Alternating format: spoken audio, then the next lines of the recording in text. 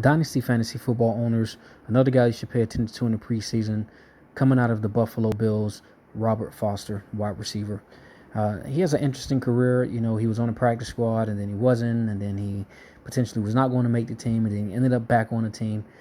Basically, after week 10 is where all of his potential was shown. He showed flashes of being a number one receiver. He had a 71% catch rate, which is insane for a rookie. If he can maintain that catch rate with more targets, then he is by far going to be probably the number one receiver in Buffalo. He's 6'2", 196 pounds.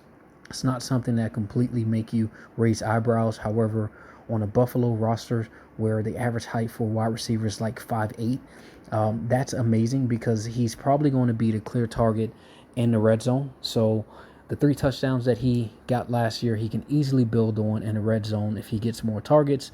And his average 20 yards per reception is also something to keep an eye on. We know that he has the speed. He's 4'4". He runs a 4'4" 40.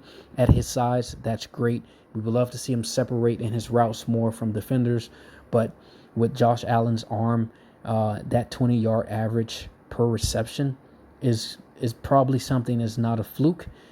So we do expect Robert Foster to make some huge plays and probably lead the league and catches 20 yards plus, 40 yards plus. So really like him. I think he can be someone that you can pair up with like a Tyler Lockett. If you have, that is your number 1 and you have Robert Foster as probably your number 3, potential number 2. This can be a very good pick. He's very young. So for Dynasty League owners, if you got the space, it's good to stash him and see how he does.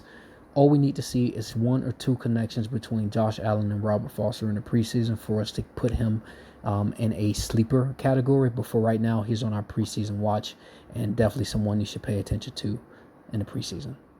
Get it, I got it. Get it, go get it, I got it.